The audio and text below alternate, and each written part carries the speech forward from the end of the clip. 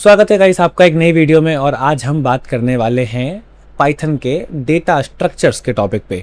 तो देखिए, हमने अभी हाल ही में लूप को ख़त्म किया है, फॉर लूप और वाइल लूप को हमने समझा, उसके थोड़े हमने सवाल भी करे। और अभी जो हम चैप्टर स्टार्ट कर रहे हैं इसके साथ भी हम मिक्स करके बड़े सारे सवाल करेंगे। तो अभी तक हमने obviously variables, print, obviously input वगैरह, ऑपरेटर्स वगैरह देख रखा है। हमने फिल्स को सीखा, मैच केस वगैरह को देखा, इसके बाद हमने लूप को देखा, तो फॉर लूप को देखा, वाइल लूप को देखा। और अब हम आ गए हैं पाइथन के कैसे पड़ाव पे, जहाँ पर हमें डेटा को थोड़ा सा ऑर्गेनाइज करके रखने के बारे में बात करनी चाहिए, ताकि हम लूप और इफ-एल्स को इसके साथ मिक्स करके एक तो उनके भी प्रैक्टिस के सवाल बहुत सारे कर सके, और इस चैप्टर को पढ़ने के बाद एक थोड़ा सा पर्सपेक्टिव भी मिलेगा कि हाँ भाई ठीक है, डेटा को ऑर्गेनाइज करके रखने का क्या मतलब होता है। अब देखिए, अब जो मैंने आपके सामने एक टर्म रखा है डेटा स्ट्रक्चर्स, तो आपने वैसे बहुत लोगों ने इसको डेटा स्ट्रक्चर्स एंड एल्गोरिथम के कॉन्टेक्स्ट में भी सुना होगा, डीएसए जिसे कहते हैं। देखिए, वो एक थोड़ा सा ज़्यादा गहरा कॉन्सेप्ट हो जाता है। जब हम डेटा स्ट्रक्चर्स एंड एल्गोरिथम यानी कि प्रॉपर डीएसए की बात करते हैं तो वो ज़्यादा गहरा इसलिए हो जाता है क्योंकि वो थोड़ा बड़ा है, उसमें आपको काफ़ी सारे और भी डेटा स्ट्रक्चर्स पढ़ने पड़ेंगे। अब आपके पास लिंक लिस्ट है, एरे तो हम पढ़ते ही हैं, स्टैक है, आपके पास क्यू है, आपके पास हैश मैप है, आपके पास में भी ट्री और ग्राफ जैसी चीज़ें हैं, आपके पास हीप है। तो काफ़ी सारे डेटा स्ट्रक्चर्स वहाँ पे हमारे पास होते हैं। हम वो सारे डेटा स्ट्रक्चर्स को यहाँ अभी नहीं पढ़ रहे। अभी हम जिन डेटा स्ट्रक्चर्स के बारे में बात कर रहे हैं ये पाइथन में बिल्ट इन है, ये पहले से होते हैं पाइथन में। तो बात तो वही है, देखिए एसेंस वही रहेगा। डेटा स्ट्रक्चर्स का असल मायने में मतलब होता है डेटा को ऑर्गेनाइज करके सही तरीके से रखना, ताकि उस पर एफिशिएंटली किसी प्रकार का कोई काम किया जा सके। एग्जाम्पल के तौर पे मैं एक बड़ी ऐप बना रहा हूं और उस ऐप में बहुत सारे लोग आकर के अपना अकाउंट बनाएंगे। अब इन लोगों का डेटा अगर मैंने एफिशिएंटली स्टोर करके नहीं रखा तो कल को किसी का अकाउंट अपडेट करना, किसी एक इंसान का अकाउंट ढूंढ करके उसकी इंफॉर्मेशन निकालना, कि किसी इंसान का अकाउंट डिलीट करना, ये बड़ा टाइम कंज्यूमिंग और हैक्टिक हो जाएगा। तो अगर मैं डेटा को ऑर्गेनाइज ही ठीक तरीके से ना करूं तो डेटा को समझाना, देखना, उस पर कोई भी काम करना बड़ा मुश्किल हो जाता है। इसीलिए अलग अलग प्रकार के ऑर्गेनाइजिंग सिस्टम्स आते हैं कि अरे ऐसा डेटा है, एक काम करो इस तरीके से रख लो, अरे वैसा डेटा एक काम करो दूसरे तरीके से रख लो। तो डेटा को स्टोर करने के अलग अलग ये पैटर्न्स, ये तरीके, इन्हीं को हम डेटा स्ट्रक्चर्स कहते हैं। मैं आपको एक एग्जांपल और देना चाहूंगा यहाँ पे। मान लीजिए कि आपके पास एक एग्जांपल मैं अक्सर दिया भी करता हूँ कि मान लीजिए आपके पास बहुत सारी किताबें हैं, बहुत सारी किताबें हैं, और स्टूडेंट्स के पास होनी भी चाहिए। आजकल की जनरेशन किताबें नहीं पढ़ती, पढ़नी चाहिए, किताबों से भी बहुत बहुत कुछ सीखने को मिलता है। और आपके पास किताबें हैं और आपको उन्हें स्टोर करके, उन्हें सजा करके सही तरीके से रखना है। अब आप एक काम करें कि भाई पानी भरने की जो टंकी आपके घर में है वैसी सी आप एक टंकी खरीद करके लाएं, एक टैंक खरीद करके लाएं, वाटर टैंक, एंड आप उस वाटर टैंक में वो सारी किताबों को फिल कर दें। तो अब पहली बात तो उसको रखना उसमें बहुत मुश्किल है, और आप किसी तरीके से उसमें डाल दें कि यार पटक दो किसी भी तरीके से। तो बाद में अब आपसे मैं कहूँ कि साहब एक काम कीजिए, ग्रोकिंग मशीन लर्निंग एक किताब है, आप जरा कृपया करके ढूंढ के बताइए आपके बुक शेल्फ में। जब आप खरीद करके लाए थे किताबें तो मैंने देखी थी, बुक शेल्फ तो खैर है नहीं, टंकी है पानी की, तो अब उसी में होगी कहीं ना कहीं। आपको खरीदते मैंने देखा था, आपको पढ़ते मैंने देखा था, आप टंकी में रखी है, आपने ढूंढ के निकाल के मुझे दीजिए, मुझे चाहिए। आप सोच के देखिए कि उस पानी की टंकी में से आपको, या पानी भरने के ड्रम में से आपको किताब को ढूंढने में कितनी मुश्किलें होंगी। हो सकता है, पॉसिबिलिटी है कि क्या पता वो किताब ऊपर ही रखी हो, सबसे ऊपर ही आपको वही दिख जाए, बट बाय एनी चांस अगर वो किताब नीचे है तो आपको न जाने कितना कुछ उसमें से निकालना पड़ेगा, और फिर उसके बाद जा करके वो किताब क्या पता कहीं फटवट भी ना गई हो, तो बड़ी दुविधा हो जाएगी, बड़ी परेशानी हो जाएगी आपको। और अगर ये किताबें नहीं, फाइल्स होती जिनमें आपको रोज रोज सिर्फ निकाल के पढ़ना ही नहीं, कुछ लिखना भी है, कुछ नया पेपर आपको ऐड भी करना है उस फाइल में, तो फिर तो ये काम और फ्रीक्वेंट हो जाता और आप और ज्यादा परेशान होते।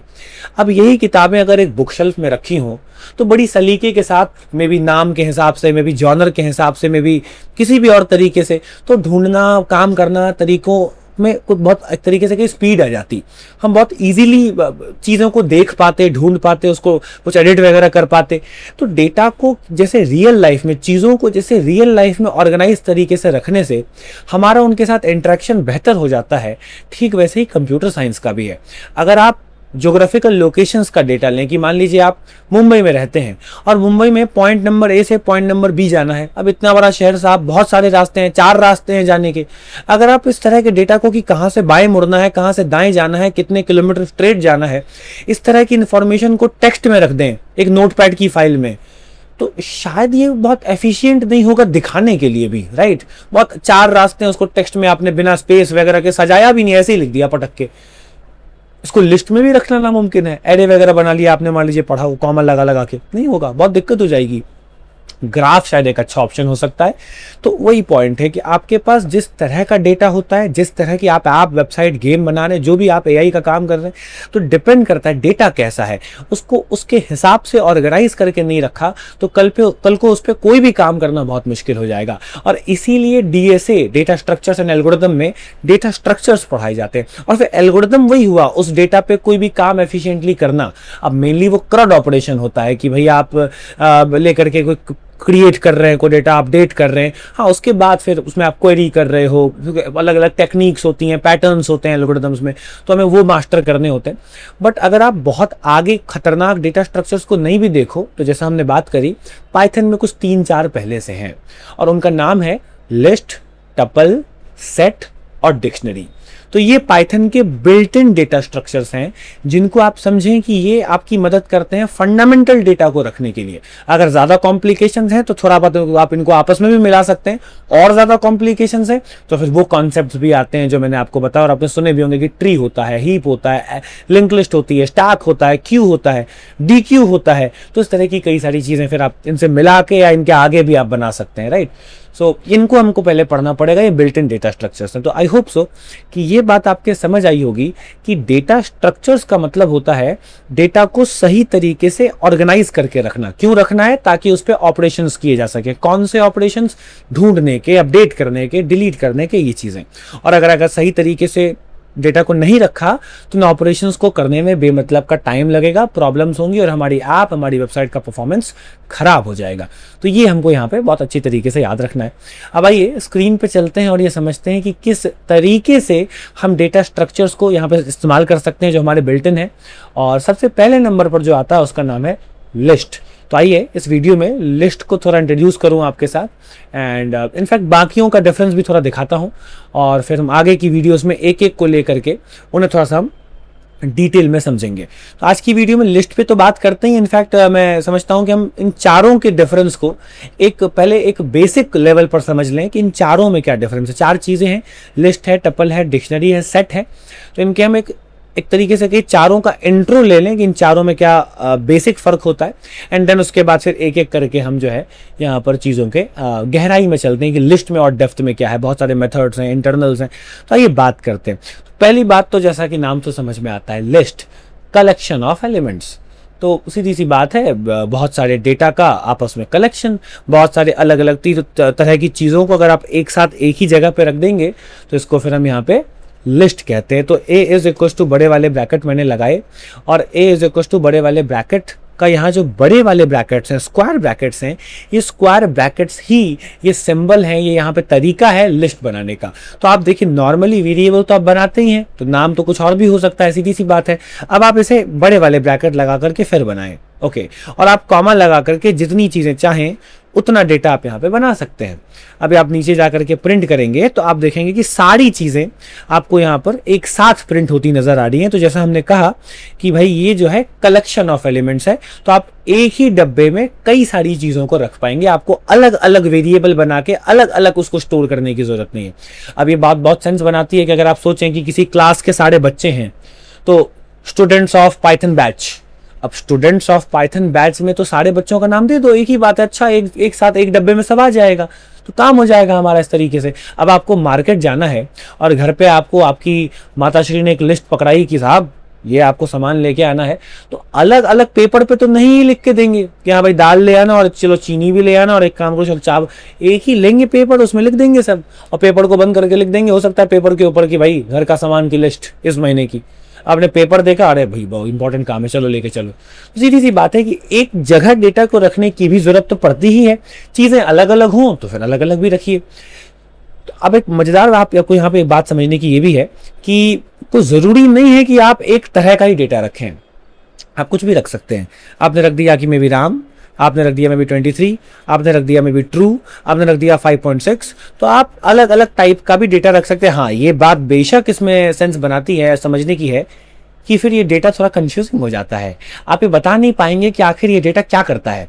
कुछ डेटा को देख करके गैस ही कर पाएगा कि मे बी 23 उसकी एज होगी, ये ट्रू पता नहीं क्या है। अब वो मैरिड है नहीं मैरिड है ये लिखा है, उसकी जॉब लग गई है नहीं लग गई है ये लिखा है, वो हॉस्पिटलाइज्ड है नहीं है क्या लिख के, क्या है ट्रू मतलब कुछ हाँ क्या हाँ का कुछ तो कोई भी क्वेश्चन हो सकता है, किसी भी अलग अलग सवाल का जवाब हाँ या ना हो सकता है। ये 5.6 क्या है, उसकी कोई ब्लड रिपोर्ट है, कोई क्या मतलब कोई पैरामीटर है क्या है। तो जब तक आप एक्सप्लिसिटली ये बोलेंगे नहीं, अगर लिस्ट में आपने थोड़ा सा खिचड़ी बना दी डेटा की, तो एक ये कंफ्यूजन फिर आ जाता है कि अरे भाई अब डेटा है क्या। देखो रखने को रख सकते हैं, अलाउड है, ये मैंने आपको बता दिया, बट ये सेंस आप में होनी चाहिए कि हर वो अलाउड चीज जो होती है कि चलो कर सकते हैं, करने लायक नहीं होती हमेशा हमेशा। तो ये बात आपको समझनी होगी कि इसमें फिर एक कंफ्यूजन ये आ जाएगा कि क्या है ना। अगर मैं यहां पे ऐसा कर देता कि नेम्स लिख देता और यहां पर जाके सिर्फ नाम ही लिखता, तो लिस्ट के नाम से ही हमको समझ में आ रहा है कि ओके राम है, करण है, ओम है, नीतू है, और इस तरीके से यहां पर जाकर के मैंने नेम्स को प्रिंट करा। एंड सी हम कम से कम एक तरह की चीज रख रहे हैं, तो दैट मेक्स अ सेंस कि भाई ओके पर चलो ठीक है, नाम है बहुत लोगों के, अगर मैं नेम्स किस चीज के नेम्स है वो भी बता दूं तो और सेंस बनेगा। बट अगर मैं मिला के रखूंगा तो रख मैं सकता हूं, बट फिर वो सेंस नहीं बनता है बात का। Okay that make sense. अब एक चीज यहां पर देखिए, अगर हम इस डेटा में से किसी सिर्फ एक चीज को प्रिंट करना चाहें तो ये हम कर सकते हैं। किस तरीके से, अगर हम देखेंगे तो प्रिंट मैंने करा नेम्स को, अब इस सारा डेटा मेरे पास आ रहा है। नेम्स को मैं प्रिंट करते समय मैं यहां पे वापस से स्क्वायर ब्रैकेट लगाऊंगा। देखिए समझिएगा, स्क्वायर ब्रैकेट्स या तो लिस्ट बनाते समय हम लगाते हैं या हम डेटा निकालते समय लगाते हैं। और ध्यान रखिएगा, ये बड़े वाले ब्रैकेट अभी आप आगे टपल पढ़ेंगे, उसके बाद आप मे बी सेट या डिक्शनरी पढ़ेंगे, तो जब डेटा को निकालने की बारी आएगी, डेटा को देखने की बारी आएगी, तब हमेशा ये बड़े ब्रैकेट ही आपकी मदद करने वाले हैं। ओके, तो ऐसा नहीं कि लिस्ट हमारा बड़े ब्रैकेट की सहायता से बना था तो डेटा निकालते समय भी हमें बड़े ब्रैकेट ही लगाना पड़ेगा, और अगर कल को कुछ और बनाया जिसमें कोई और ब्रैकेट लगता है तो निकालते समय हमको कोई दूसरी चीज नहीं, डेटा को निकालते समय बड़े ब्रैकेट ही लगते हैं। ओके, तो यहां पर मैंने कह दिया 1। ये 1 क्या है, 1 तो कहीं है ही नहीं। नेम्स 1 लिखने का मतलब हुआ, इसको पहली बात पढ़ते हैं, नेम्स है ना ऑफ 1, तो नेम्स का फर्स्ट इंडेक्स हम इसे ऐसे पढ़ेंगे, इंडेक्स मतलब पोजीशन। तो 0th नंबर पर आप देखें राम है और फर्स्ट इंडेक्स पर आपको दिखाई देगा करण। तो अगर आप इसे रन करें तो आप यहां पे नोटिस करेंगे कि यहां पर आपके सामने करण जो है वो प्रिंट हो रहा है। तो एक सेंस वाली बात है, एक काम वाली बात है। लेकिन सर करण क्यों आया पहले नंबर पे? पहले नंबर पे तो राम है ना, यहाँ थोड़ा कंफ्यूजन हो गया सर। देखिए याद रखिएगा, आप ऐसे बहुत लोगों ने क्या पता पढ़ा भी हो, प्रोग्रामिंग में अक्सर जब कलेक्शन वगैरह की बात करते हैं तो जो गिनती हम स्टार्ट करते हैं वो 0 से करते हैं। तो अगर आप देखेंगे तो जो गिनती है वो हमेशा 0 से स्टार्ट होगी। तो राम भाई साहब जो हैं वो 0th नंबर पे हैं, तो सीधी सी बात है फिर फर्स्ट नंबर पे करण, सेकंड नंबर पे ओम और थर्ड नंबर पे नीतू आ जाएंगी। अगर आप 4 मांगेंगे तो सीधी सी बात है एरर आएगा कि list index out of range. और एक और मजेदार बात, अगर आप -1 मांगेंगे तो ये उल्टा काम करेगा। और 0 के पहले -1 लिखने का मतलब है नेगेटिव में तो डेटा हो नहीं सकता है ना, तो गिनती नेगेटिव में लिखने का मतलब है लास्ट वाला। तो सीधी सी -2 का मतलब फिर ओम होना चाहिए, -3 का करण और -4 का राम और -5 का सीधी सी बात है एरर। तो ये बात हम ध्यान में रखें and that make sense. Okay, ये तो लिस्ट थी। अब इसमें एक बड़ी अच्छी चीज आप ये कर सकते हैं कि नेम्स में आप जाकर के बोलें कि फर्स्ट इंडेक्स पर जो करण है उसका नाम एक काम करो हरि कर दो और प्रिंट करें आप सारा का सारा डेटा। तो आप देखेंगे कि आप डेटा को अपडेट कर पा रहे हैं, आप किसी खास इंडेक्स पे जाके डेटा को चेंज कर सकते हैं। एंड इसी चीज को कहते हैं म्यूटेबिलिटी। इस बात को ध्यान से समझेंगे, डेटा को एक साथ रखना कलेक्शन कहलाता है। That make sense. अब द पॉइंट इज कि इसी बात को मैंने आपको समझाया, कहते हैं म्यूटेबिलिटी। तो अगर हमें कोई भी ऐसा डेटा रखना है, जैसे मैंने बताया कि अगर आप उसे चेंज करना चाहते हैं बार बार कि अभी कुछ और रख रहा हूं कल को अपडेट कर दूंगा, तो इस बात को फिर हम कहेंगे कि हमें म्यूटेबल डेटा स्ट्रक्चर चाहिए होगा। क्योंकि अगर कोई डेटा स्ट्रक्चर ये अलाउ ही नहीं करे कि उसमें डेटा रखा तो जा सकता है बट अपडेट नहीं करा जा सकता, तो फिर हम कभी बाद में अपडेट कर ही नहीं पाएंगे। तो इसीलिए लिस्ट एक बहुत अच्छा प्रोमिनेंट सोर्स मान सकते हैं हम, जब भी हमें बहुत सारा डेटा रखना हो अलग अलग टाइप का भी अलाउड है, बाकी उसका थोड़ा सा सेंस कम बनता है, मैंने आपको बताया। और सबसे इंपॉर्टेंट बात कि हम उसे डेटा अपडेट कर सकते हैं। अब यहीं पर देखिए थोड़ा सा सिंटेक्स को हम चेंज करते हैं, और जैसे मैंने आपको बताया अभी हम चारों डेटा स्ट्रक्चर्स का इंट्रो देखेंगे, एंड आफ्टर दैट फिर हम एक एक को डेप्थ में लेकर के जाएंगे। पहले हमारे दिमाग में क्लैरिटी आ जाए कि चारों में फर्क क्या होता है। तो लिस्ट आपने देख ली है, अब इसमें पढ़ने के लिए बहुत कुछ बचा है, बट एक हम पहले कंपेयर कर लें कि दूसरी जो चीज है उससे इसमें क्या अंतर है और दूसरी वाली चीज में क्या नया मिल रहा है। तो जो सेकंड डेटा स्ट्रक्चर आपका है उसका नाम है टपल। तो ये देखिए आप इस तरीके से कि बहुत ही छोटा सा चेंज हमने किया। स्क्वायर ब्रैकेट्स हमारे पास थे, उसकी जगह हमने ये छोटे वाले पैरेंथेसिस लगा दिए जिन्हें स्मॉल ब्रैकेट्स भी कहते हैं। और अब जब मैं उसको बदलने की कोशिश कर रहा हूं तो ध्यान से आप देखेंगे कि एरर क्या आ रहा है, tuple object does not support an item assignment, which simply means कि आप टपल बनाने के बाद डेटा को अपडेट कभी नहीं कर सकते। ख्याल रखिएगा कि ब्रैकेट से फर्क नहीं पड़ता है, मैंने आपको तभी भी कहा प्रिंट करते समय हम वही ब्रैकेट लगाएंगे, बदलते समय हम वही ब्रैकेट लगाएंगे। सिर्फ टपल को या लिस्ट को बनाते समय कौन सा ब्रैकेट है वो ध्यान में रखना है। लिस्ट को छोटे ब्रैकेट से नहीं बना सकते, टपल को बड़े ब्रैकेट से नहीं बना सकते। अब प्रिंट तो एक ही ब्रैकेट होता है, बड़ा वाला, that is it, square bracket. तो आप देख सकते हैं कि यहाँ पे डेटा देख पा रहे हैं, बट अगर मैं किसी को जाके लिस्ट की तरह चेंज करने की कोशिश करूं कि यहाँ पे जाके मैंने कुछ जॉन लिख दिया, तो मैं यहाँ पे जॉन नहीं लिख पा रहा हूं क्योंकि टपल में ये अलाउड ही नहीं है। इसके अलावा टपल लिस्ट के मुकाबले फास्ट भी होता है, तो उस तरह की बातों पर भी हम आते हैं, इंटरनल्स में हम उसे देखेंगे। बट एक मेजर फर्क, जो विजिबल फर्क है वो ये है कि लिस्ट अपडेट हो जाती है, उसमें डेटा को कम ज्यादा भी कर सकते हैं, अपडेट कर सकते हैं। अब कम ज्यादा हम सीखेंगे अभी आगे कैसे करना है, बट अलाउड है, पॉसिबल है। और टपल में पॉसिबल ही नहीं है कि हम डेटा को बदल पाए, न कम न ज्यादा, न रिमूव, न चेंज, न अपडेट, कुछ भी नहीं। And the third data structure is called आपका सेट। ये थोड़ा यूनिक है। मैं यहाँ पे एक रैंडम सा वेरिएबल लेता हूँ a, और मैं यहाँ पे जो मिडिल ब्रैकेट्स हैं वो लगाऊंगा, यानी कि करली ब्रेसेस जिन्हें हम कहते हैं, और हम डेटा को यहाँ पे रख देंगे। ख्याल रखिएगा कि आपको ऐसा लग सकता है कि डेटा सॉर्टेड ऑर्डर में प्रिंट हुआ है, असेंडिंग, बढ़ते क्रम में प्रिंट हुआ है, बट ऐसा जरूरी नहीं होता। सेट आपने में भी 11th क्लास में पढ़ा भी होगा मैथ्स में कि एक कलेक्शन होता है जिसमें हम कहते हैं ये अनऑर्डर्ड है। तो कोई जरूरी नहीं है कि सेट आपको उसी ऑर्डर में दिखाई दे जिस ऑर्डर में आपने रखा है। क्या मतलब है इस बात का कि आपने 1 के बाद 2 के बाद 3 लिखा, तो बिल्कुल जरूरी नहीं है कि जब प्रिंट होगा तो भी 1 2 3 प्रिंट होगा, जैसे लिस्ट और टपल में हो रहा था। तो वो ऑर्डर्ड कलेक्शन होते हैं, ये भी हमें समझना होगा। और सेट एक अनऑर्डर्ड कलेक्शन होता है। तो अभी अगर आप नोटिस करें तो थोड़ा ऑर्डर आपको नोटिस हो रहा होगा कि 1 2 4 आया है, और एक सॉर्टेड ऑर्डर आया है कि बढ़ते क्रम में है, बट इसकी कोई गारंटी नहीं है कि हर बार ऐसा हो। सेट बहुत छोटा सिंपल होता है, तो अक्सर पाइथन ऐसा बिहेवियर शो करता है, बट कोई गारंटी नहीं है कि हर बार ऐसा है। तो इस पर आपको कोई भरोसा नहीं कर लेना है कि अरे अरे इस बार सॉर्टेड आया तो आई कैन ट्रस्ट कि हर बार सॉर्टेड आएगा, ऐसा नहीं होता है। सेट की डेफिनेशन ही यही होती है। दूसरा, सेट में एक बहुत इंपॉर्टेंट पॉइंट हमें याद रखना है कि सेट में कभी भी डुप्लीकेसी नहीं होती। तो आप नोटिस कर पाएंगे कि मैंने जो एलिमेंट्स रखे हैं 1 2 4 2 4, तो जैसा कि दिख रहा है कि 2 और 4 मैंने 2 बार लिखा है और वहां पे आंसर में 2 बार नहीं आया है। तो मैंने इनपुट में कुल मिलाकर के 5 एलिमेंट्स दिए थे, बट आउटपुट में 3 ही आए हैं। तो क्यों? डुप्लीकेसी को उसने हटा दिया। तो सेट में कभी भी एक जैसे सेम दिखने वाले 2 एलिमेंट्स नहीं हो सकते। सर अगर हम नाम रखें तो फिर क्या सेंस बनता है इस बात का? देखिए मैंने आप एक काम किया, कुछ भी नाम दे देते हैं, लेट्स से मैंने जॉन ही दे दिया, और एक और बार मैं जॉन दे देता हूं। हाँ ठीक है, नाइस।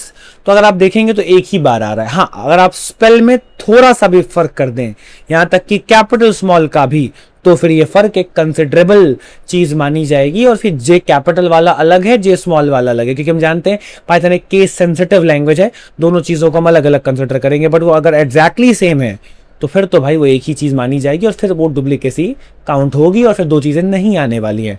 तो दिस इज कॉल्ड सेट। इसमें ऑर्डर नहीं होता, और क्योंकि इसमें ऑर्डर नहीं होता, आप इसमें कभी भी ये नहीं कर पाएंगे। क्या? इंडेक्सिंग के द्वारा प्रिंट। आप इसमें ये नहीं बोल सकते कि 0th नंबर पे क्या है, क्योंकि जो है वो वहीं रहेगा, इसकी कोई गारंटी नहीं है, वो तो आगे पीछे हो सकता है। तो इसलिए सेट में ऑर्डर नहीं होने की वजह से ये बड़े वाले ब्रैकेट्स लगा करके हम इसे कोई एक एलिमेंट नहीं प्रिंट कर सकते।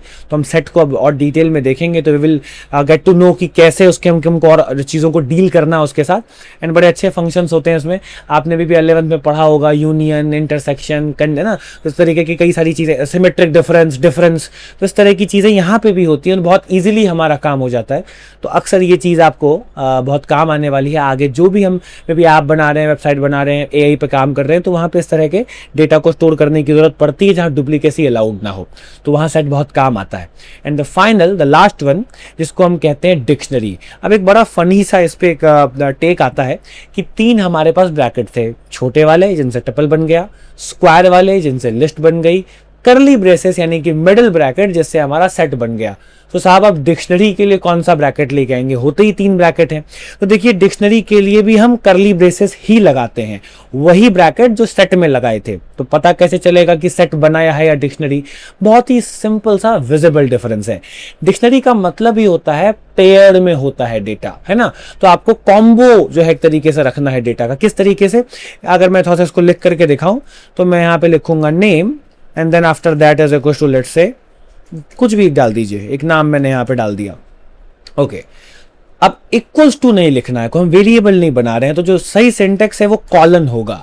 तो आप देख पाएंगे कि मैंने पहले तो ये बताया है कि नाम क्या रखना है, एंड उसके बाद फिर मैंने यहां पर जाकर के डेटा लिखा है, कॉमा लिखा, मैंने कहा एज, एंड मैंने कॉलन लगाया, ये जो छोटे वाले आप जो आप बॉडी बनाने के लिए भी लिखते हैं, और मैंने कहा लेट्स से 25।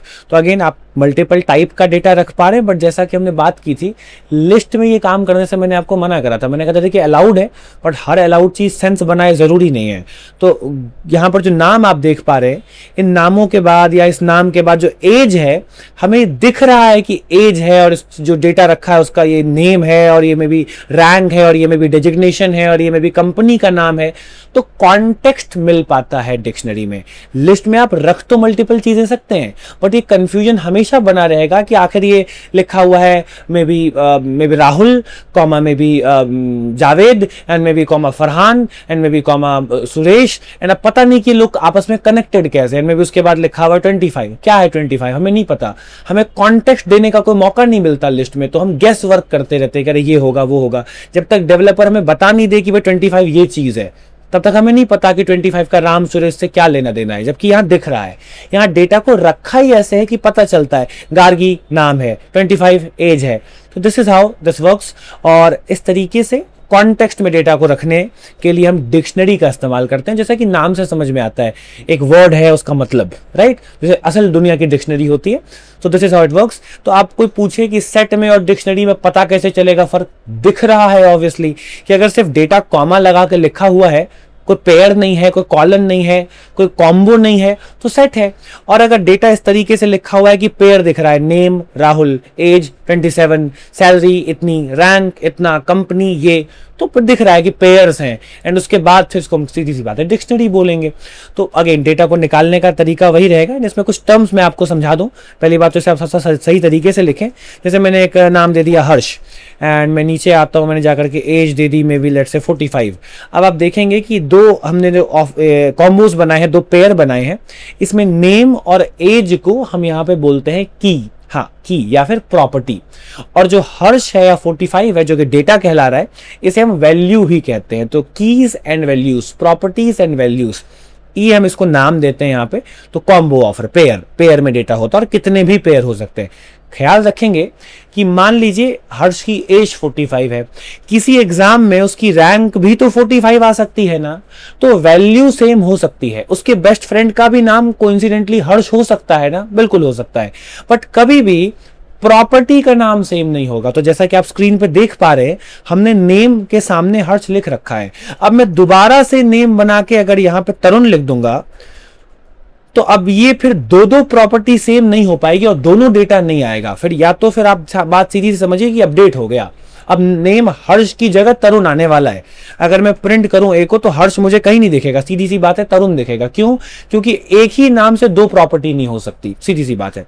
तो वैल्यू डुप्लीकेट हो सकती है, प्रॉपर्टी डुप्लीकेट नहीं हो सकती। एंड अगेन अब इसमें हमको बहुत कमाल कमाल के फंक्शंस मिलते हैं। और ख्याल रखिएगा कोर पाइथन के इंटरव्यू में डिक्शनरी इंटरव्यूअर का फेवरेट पार्ट होता है, तो इसमें आपको काफ़ी कुछ सीखना पड़ेगा। सेट डिफॉल्ट और गेट जैसी बहुत सारी एक्सेप्शनल चीज़ें हैं जो हमें एरर से बचाती हैं और बहुत सारा हमारी मदद करती हैं डेटा को प्रोफेशनली स्टोर करने में। तो उन मेथड्स पे खास हमें ध्यान देना है। अब इन चारों का डिफरेंस क्योंकि हम समझ चुके हैं कि लिस्ट में कलेक्शन है, टपल में भी कलेक्शन है बट टपल में कांस्टेंट है वो बात, सेट में भी कलेक्शन है बट डुप्लीकेसी नहीं है और अनऑर्डर्ड है, और डिक्शनरी में भी है तो बहुत सारे कॉम्बो ऑफर्स ही, मतलब बहुत सारी चीज़ें ही, कलेक्शन ही है वो भी बट पेयर है, कॉन्टेक्स्ट है वहाँ पर हमारे पास। So that make sense. And इस तरीके से ये चारों डेटा स्ट्रक्चर्स पाइथन में बिल्ट इन होते हैं। और जैसा कि मैंने वीडियो की शुरुआत में समझाया, डेटा स्ट्रक्चर्स का सिंपली मतलब होता है डेटा को ऑर्गेनाइज करके रखना ताकि उस पर आगे जाके कोई ऑपरेशन एफिशिएंटली हो पाए। क्या मतलब है ऑपरेशंस का? सर्च करना, अपडेट करना, डिलीट करना। तो जो भी मैं अपनी रियल लाइफ में चीज़ें बनाऊंगा, अब आप इंस्टाग्राम पे जाएं एंड आप जा करके किसी इंसान का नाम सर्च करें और इंस्टाग्राम उस इंसान का नाम सर्च करने में ही 10 मिनट लगा दे कि अरे यार प्रोसेसिंग चल रही है, तो आप नहीं यूज करोगे इंस्टाग्राम को, क्योंकि वो इतना अडिक्टिव ही इसीलिए क्योंकि वो बहुत ज्यादा स्मूथ है। और ये स्मूथनेस ऐसे ही नहीं आती, इसके पीछे बहुत ज्यादा मैकेनिज्म्स होते हैं, बहुत अच्छे अच्छे एल्गोरिदम्स होते हैं। तो यही पॉइंट है कि डेटा को एफिशिएंटली रखूंगा तभी उस पर काम फास्ट हो पाएगा। और अलग अलग तरह के डेटा को सजा के संभाल के रखने के लिए अलग अलग डेटा स्ट्रक्चर्स होते हैं। ये चार बिल्ट इन है। और जब आप डीएसए जैसा सब्जेक्ट पढ़ते हैं तो वहाँ पे फिर आपको link list, graph, Q, hash map, array D Q, इस तरह की चीज़ें मिलती हैं जो कि या तो इन्हीं को कंबाइन करके बनी है, जो चार चीज़ें आपने पढ़ी, या इनके आगे कुछ और चैप्टर्स पढ़ के आपको पढ़ाई जाएंगी। तो वो थोड़े आगे के डेटा स्ट्रक्चर्स हैं और ये बिल्ट इन है। तो पहले हम बिल्ट इन तो पढ़ें और उनके मेथड्स को हम अगली वीडियो में देखते हैं। तो अगली वीडियो में हम बात करने वाले हैं स्पेसिफिकली लिस्ट के बारे में। उस पर काफ़ी सवाल भी प्रैक्टिस करने पड़ेंगे, तभी कॉन्फिडेंस आएगा। मिलते हैं अगली वीडियो में। अच्छे से प्रैक्टिस कीजिए। Thank you so much.